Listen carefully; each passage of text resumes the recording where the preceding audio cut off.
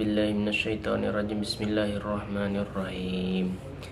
Alhamdulillahirabbil alamin wassalatu wassalamu ala asrafil anbiya'i wal mursalin wa ala alihi washabbihi ajmain, amma ba'd. Alhamdulillah, dimakan Allah Subhanahu wa taala.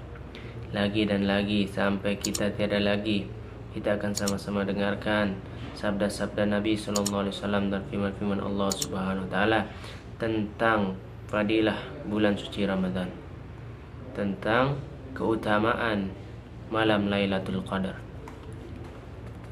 An Abi Hurairah radhiyallahu anhu qala Rasulullah sallallahu alaihi wasallam, man qama Lailatul Qadri imanan wa ihtisaban ghufira lahu ma taqaddama min dzambi.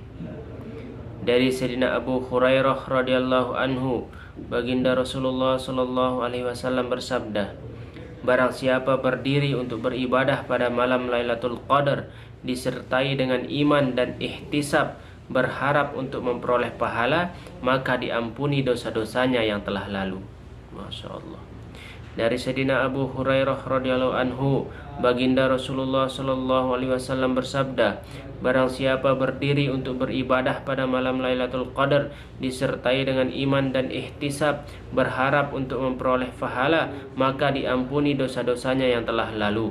Hadis riwayat Bukhari, Muslim dari kitab At-Targhib. Faidah maksud berdiri di sini adalah solat, juga meliputi bentuk ibadah lain seperti zikir, tilawah dan sebagainya.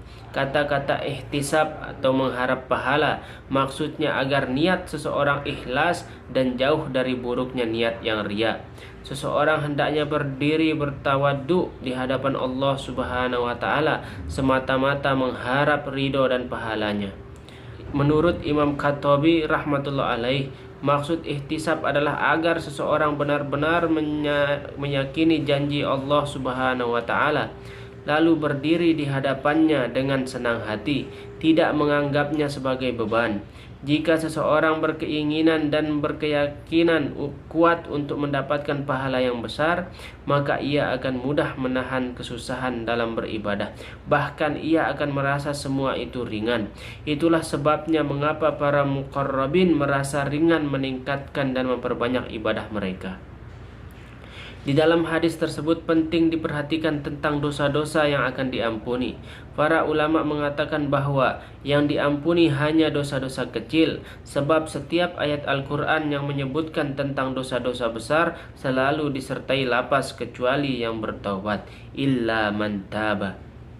Berkenaan dengan hal ini, para ulama bersepakat bahwa dosa-dosa besar tidak akan diampuni kecuali dengan taubat. Bila ada hadis yang menyatakan tentang dosa-dosa yang diampuni, para ulama berpendapat bahwa yang dimaksud adalah dosa-dosa kecil. Ada dua sebab mengapa perkataan dosa kecil tidak disebutkan dalam beberapa hadis tentang pengampunan dosa.